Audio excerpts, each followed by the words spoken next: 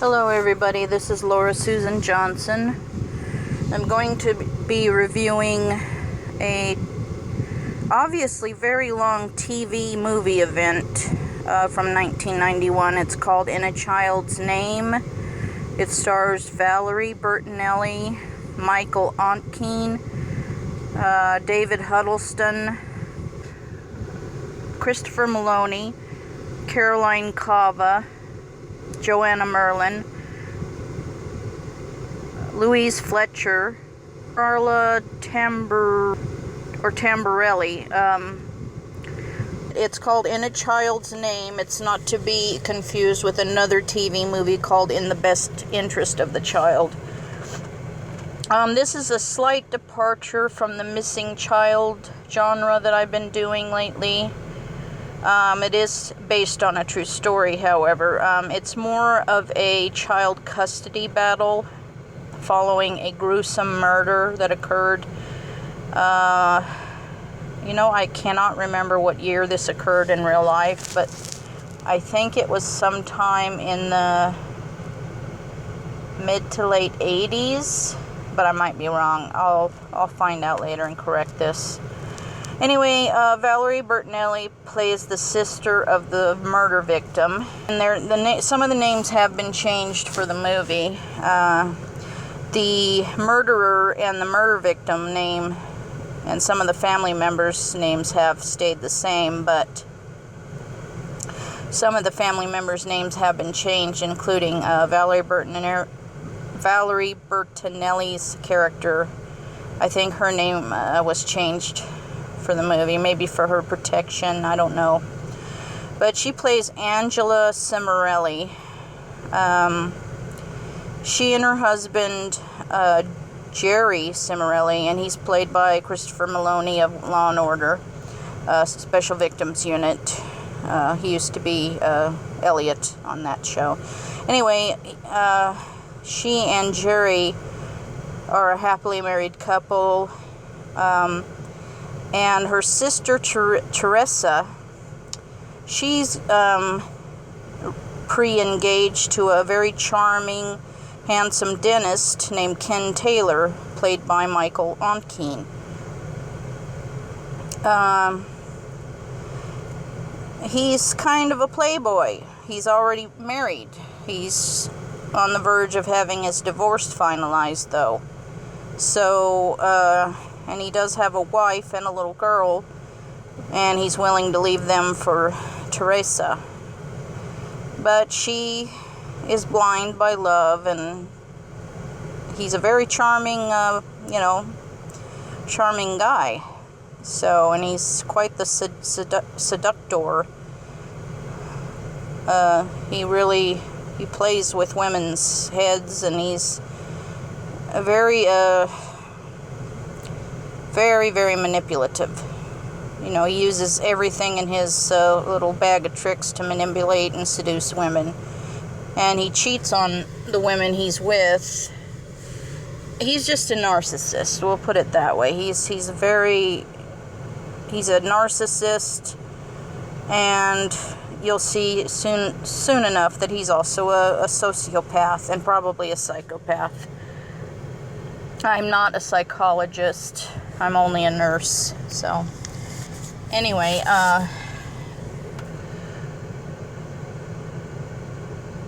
he and Ken Taylor, which is his real name, I guess, and Teresa Silvano end up married, and they honeymoon in Acapulco, Mexico. And it isn't 2 to 3 nights later that Teresa's family gets a terrifying call that Teresa's been brutally beaten in the motel or hotel in Mexico. And they fly down there, and her face is just black and blue. I mean, there's not even any blood. I mean, it's just black and blue. The whole face is completely black and blue. It's terrible. And according to Ken, somebody broke into their room and beat her senseless and barely, you know, scratched him a little bit. Scratched him. There's your key word right there. Look, I'm sorry. I should, you know, at the beginning of this, I'll put spoilers, you know, just so you'll know. But, yeah, definitely soon enough you'll know that this Ken Taylor character is just a son of a bitch. But he claims that she's been beaten by intruders that broke into their room to rob them. And her beloved earrings given to her by her grandmother are missing, along with other things. And you never really do know the motive for this act. Teresa cannot remember. She cannot remember the beating.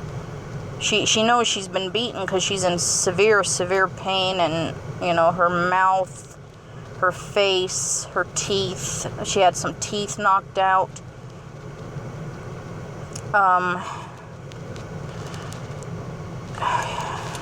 She just can't remember who did it, but she's positive that her new husband did not do this.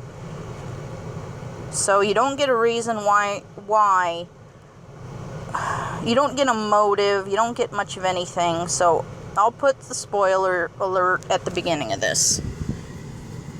Just because I didn't mention spoilers at the beginning of this. It's a long movie.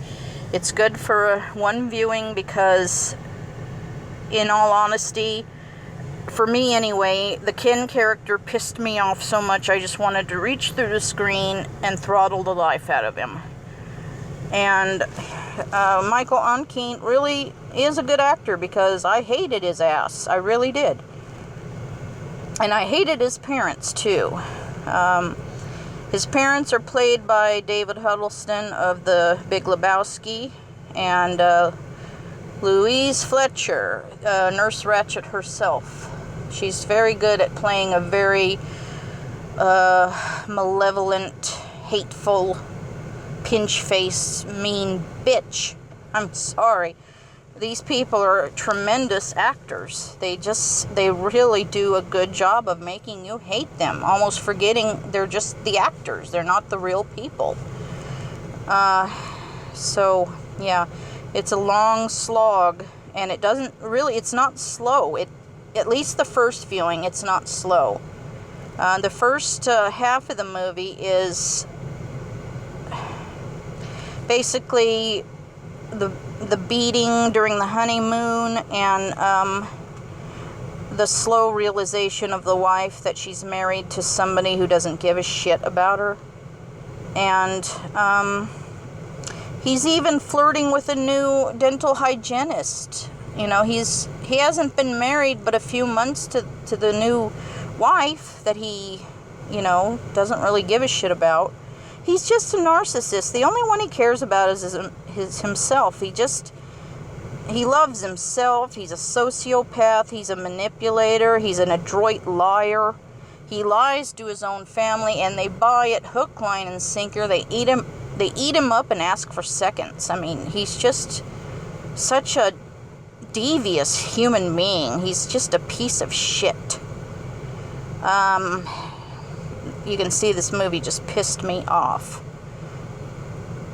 I mean, just as Teresa gives birth to a new baby, whom they name Andrew after one of her brothers, Valerie Bertinelli's character Angela says she's brand new pregnant, and they're going to have two baby cousins. It's going to be it's supposed to be a happy, joyous time. And these two sisters, they love each other. I didn't have a sister until I was 25 years old, so I didn't get to have a childhood sister. I have no idea what that's like. And these sisters grew up together. They had that kind of experience that I didn't get to have. And it just pisses me off so much that that son of a bitch robbed both of these women of the experience of having babies together and watching those babies, have childhoods together. I mean, they would have been baby cousins, and it's so sad. It's so sad. It's just horrifying. All I know is, after months of growing apart and realizing her husband is just an asshole, he doesn't care about her, he's jealous of her family, he doesn't like her coming home at certain times, he wants her to be home when he's home. You know, she's afraid of him. She starts to get afraid of him because he's so mean and jealous, you know, of her family. He's just that, you know, standard jealous ape of a person who wants to cut her off from the rest of the world, you know. Doesn't want her to visit her family, doesn't want her to have a life of her own, doesn't want her to have anything. He doesn't even really love the baby. He doesn't act like he loves the baby. So Valerie Bertinelli's character becomes this, you know, she's always been a little leery of the guy, but she tolerates him. And as soon as her fears become very, very real, she, it's basically too late. One night, Teresa sees her grandma's earrings in his briefcase, and she just basically puts two and two together, because she's asked him, I wonder whatever happened to my grandma's earrings. Why would they steal those from me? They were just, you know, they were from my grandmother. There's never going to be anything like them. They were one of a kind. They were a gift. I mean, why would these jerks steal them, you know? And I don't think they were, you know, made out of precious jewels or anything. They were just a gift, just a regular gift, a nice gift from her grandma. And he's just, you know, Mr. in denial, doesn't know, doesn't care. He just, I don't know. And one night she just happens to see him, and she snags him real quick without him seeing. And she sees some funny numbers on the phone bill, and she realizes they're sex hotline phone numbers that he's been calling to, you know, get himself some booty, you know, over the phone sex. And he's just a scum bubble. Just I don't know. He's just he's not human. He's just shit. So, I don't know. One night she just gets sick of being with him, sick of living with such a pig, and she puts the earrings on, and she faces him and he's already been real mean and yelling, and his temper's been real volatile. It's almost like he's been, oh yeah, that's right, he's, God, as if that's not enough, he's been snorting coke and doing drugs and things like that. Oh, just wait, there's more. I'm going to try to make this under a half hour long, but I have a feeling it's going to be another one of those 30-plus minute ones. Maybe I can edit it. But anyway, he yells at her one night, you know, just acts real nasty. I guess cocaine really gets his temper going. I don't know. He's just a jerk. So, and I've said that a million times, I know, I'm sorry. She puts on the earrings and she faces him. What do you have to say for yourself? And then the baby begins to cry, and she tries to go to the baby. Leave the baby alone. He grabs her arm, and she says, let me go. And then he drags her off screen, and you hear these horrible beating sounds, and you never see her again. Then he's seen driving from New Jersey to Indiana, where his parents live. And when his parents came to the wedding, they were very standoffish. I got the feeling that they were snotty. And they were asking these really weird-ass questions like my paternal grandmother would ask. Why is there so much kissing at this wedding? Have you ever seen so much affection in public? You know, stuff like that. Turns out they're a bunch of creepy Christians, kookies, you know. They're so weird and so backward and so, you know, they're just, I don't know. I don't even want to go into that. They're not my kind of people, and maybe sometimes those kinds of people are unfairly portrayed, but I lived with people that act like this. I'm talking from a personal experience viewpoint. I lived with this kind of crap, and so that's why I'm so against people like this. Fundamentalist Christians, fundamentalist anything.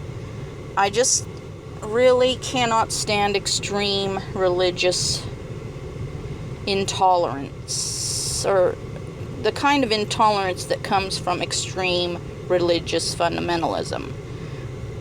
They can't stand to see anything except what they like to see. And they were real snotty at that wedding. They didn't want to be friendly with anybody. They were frowning. And then Valerie Bertinelli overhears the mother saying, well, I hope this works out better than his other 2 marriages. Well, I only got the idea that he'd been married once before. So it turns out this guy is a lot like some of my family members. They've been married multiple times, and they just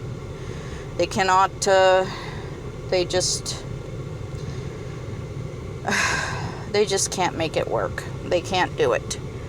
They're either too narcissistic, too sociopathic. It's just something that, you know, you have to be somebody who's a giver, not a taker, in order to be married. It's okay if you take, but you have to give in return. And some of these people don't know how to give. They just take. So anyway, after Teresa is murdered, Ken keeps her body in his trunk for 4 days while he visits his parents. And he dumps the baby with his parents. Instead of giving the baby to her family, well, I guess that would have drawn attention to him. But he calls her family up with this half-assed bullshit story that she's a dope addict and that she decided to go to some out-of-state drug center, treatment center, whatever. And they ask, where is this? He doesn't know. The cops start, just asking him about it. Did you know what airline? Oh, no, I didn't remember to look what airline it was. I was just under so much stress because of her dope problem. It's been going on for a while, and I've just been so stressed out. And by the way, we have a Lieutenant Fossick, played by Timothy Carhart. So he plays, basically the main investigator in this case. Pretty soon, he dumps, after he drives back from I guess on the way back from Indiana to New Jersey to his house, after he murdered her and cleaned up the house real good, or so he thinks, He doesn't realize the things that police and crime scene investigators have in order to unearth a killer. Or uncover a killer, basically. Uncover the lies of a killer. He just... On the way back from Indiana, he stops in Pennsylvania, I guess, and he dumps her body on the side of a, I guess a, I don't know, a road, maybe a back road or something, hoping that he'll, you know, buy enough time for himself to where somebody will just think it was some random, but, you know, it won't wash after she's, maybe he thinks that she walked away from the, you know, that maybe they'll believe she walked away from the drug clinic and somebody killed her and dumped her in Pennsylvania somewhere. I don't know what he thinks that they'll believe, but anyway, he dumps her in Pennsylvania on the side of a road wrapped in a, I don't know, a carpet or a tarp or something, and she's already probably decomposed very, very substantially, and this poor guy that's, you know, just kind of walking around gathering cans, aluminum cans and stuff, he finds her, and he's so traumatized, it's terrible, and the cops have to give him something to, I don't know, they just give him a cup of something. He's just in the police cruiser, and he's all upset. Who could, if I walked on a something like that, I'd be really upset. Oh, gosh, that's just a nightmare. So anyway, they call her family, and they're devastated. The mother, played by Joanna Merlin, she's grief-stricken, and she has a history of heart trouble, so I'm surprised it didn't kill her. I'm really surprised. I hope it didn't kill her in real life, but it certainly did break their hearts. And Valerie Bertinelli gave such a beautiful performance as a grieving sister. And the father, I think, the father is played by John Carlin, Joe Silvano, that's his name.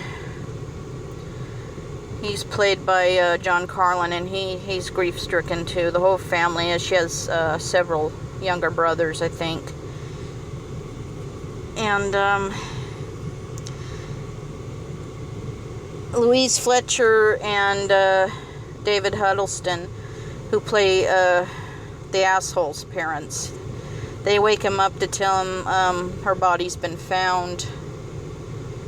And he acts so, he manipulates them and pretends he's just gonna cry, and then he doesn't, he just has the crocodile tears for a split second. And it's just really, really bogus. And I guess they try to go to the house with the baby. They try to go to the house in New Jersey with the baby. And the crime scene people are there and the police are there, and they say, no, you can't come back. Oh, well, when can we come back to the house? Well, maybe in a few hours we'll have the scene all cleared up and we'll be done and gathering, evidence. Everybody's a suspect at this time. So after a while they clear the scene and they leave, and they allow, I guess, because of what they found, Ken's in jail now. They basically put him under arrest because of what they found. And this leads to one of the most memorable scenes in the movie, in my opinion. Most memorable. According to some younger viewers, and I've never seen this movie until last night. I saw this movie last night, and I'm too old to worry about. I'm too old to get nightmares from it, in other words. And I've seen a lot of CSI episodes where they use Luminol, the substance Luminol. Anyway, the parents decide to go to bed in the room where Teresa was beaten to death. They turn off the light, and the luminol begins to glow. Suddenly, there are these horrific luminol handprints, luminol splatters, luminol just puddles all over the room, glowing greenish blue all around them. It is It is a scene that is given people that were very young when they saw this movie, it gave them nightmares. It was so horrifying.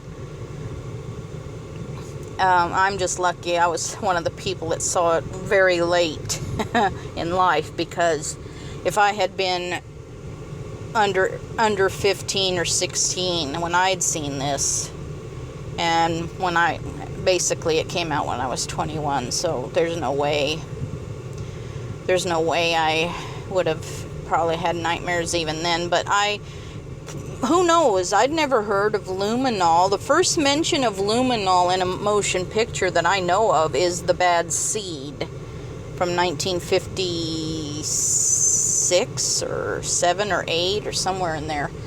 And that's, when that mean old guy that was the handyman, I forget his name, but I'll review that movie someday too. But it was The Bad Seed with Patty McCormack.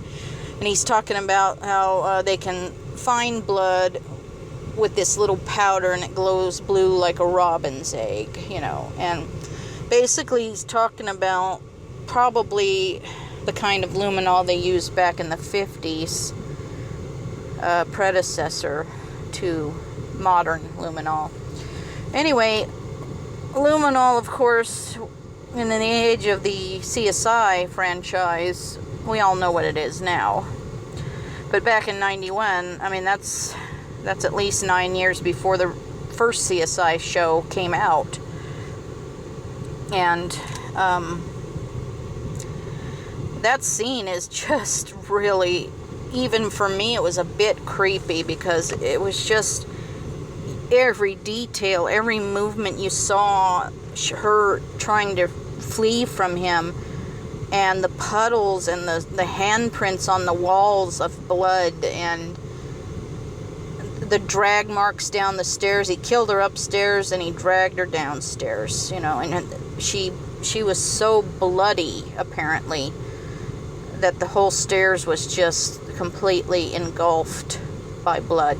The next half of it is basically they've established that he's the killer. There's enough evidence. And then he really, really becomes the ultimate despicable piece of human waste. He decides to change his story and try to manipulate the cops. What would you do if you saw your wife sexually abusing your son? So, he attacks her even after she's dead. He attacks her character, he smears her name in the mud, and he lies through his fucking teeth about her. He's just a piece of shit, a steaming pile of dog dump. I hated that character so much. He was locked away for 30 years without parole. Why didn't he get the damn death sentence? Maybe because New York doesn't have it, but he should have had life in prison without parole. Not 30 years. 30 years? Bullshit. So where is this fucktard today? That's what I'd like to know. He was seen in his cell writing "dead bitch" on a picture of Valerie Bertinelli's character, because she was,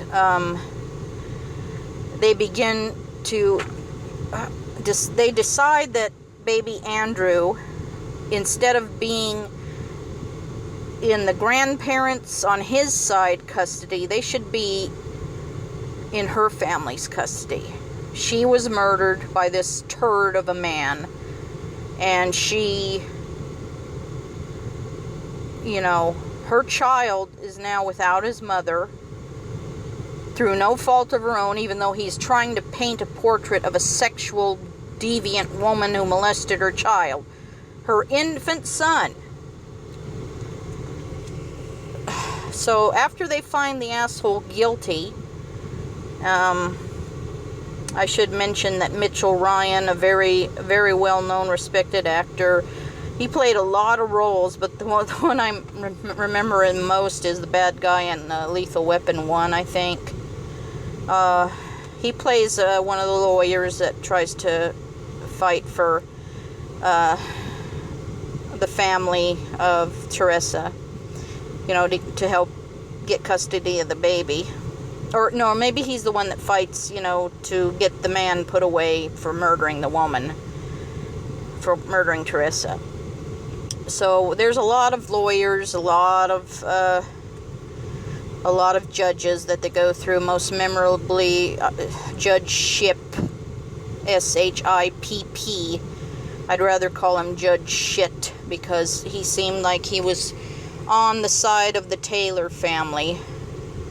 Even if the Ken Taylor was a piece of dog shit, even if his parents were a couple of malevolent pigs who hated the Silvano family for no reason. For no reason. I mean, they bought their son's lies that Teresa was a child molester.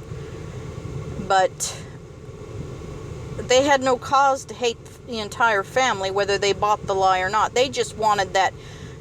The grandmother coveted that grandchild. She wanted that grandchild. She wanted another baby to, you know, cuddle. And, you know, she just coveted that grandchild. I just know that's what her problem was. I don't think David Huddleston gave a shit either way, but Teresa, she hated Teresa. I'm talking about Louise Fletcher, Jean Taylor. She hated Teresa. She didn't care that Teresa had been brutally murdered. She just hated that whole Silvano family because she wanted that baby, and she was pissed at them because they wanted that baby. And they were right in wanting that baby. Their daughter had been killed, and they didn't think that that man's family should have custody. And I agree. So, yeah, I hated Huddleston, I hated Fletcher, and I hated Onkeen so much.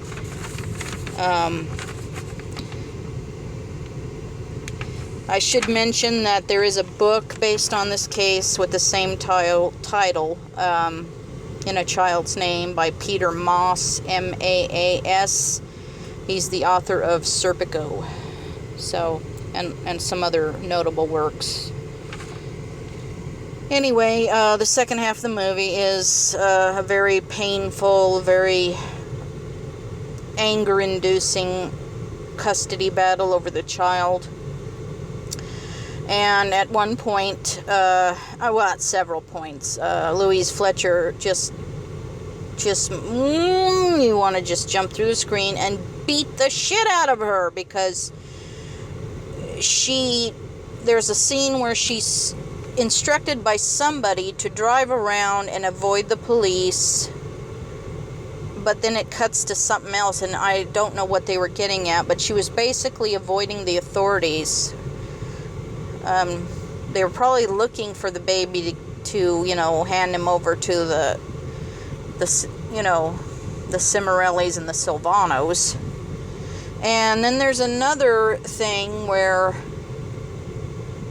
the some pastor in the Taylor's town was saying, I'll help you adopt, we'll have you adopt him out to another family. That way you'll never have to give him back to that mean or that heathen family, that heathen bunch of Catholics over in New Jersey with their child molesting daughter. You know, just a bunch of, Christian assholes who sticking their nose in business they shouldn't be. And so the Taylors illegally adopt the baby out, and they just gloat right in the Silvanos' faces. You'll never see that baby again. We adopted him out.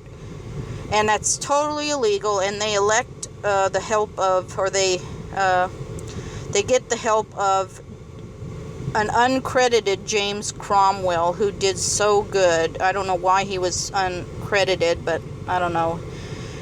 This is way before he made it big with Babe, the Babe movies, the little piggy who talked. Anyway, he was uncredited. They spoke his name a couple of times. I can't remember it, but in the IMDb, he's uncredited. He's just, his character says official uncredited. But he tries to remain neutral, but he's very much, you can tell he's very much on the side of right, He knows that what the Taylors did was pure and utter bullshit, totally illegal.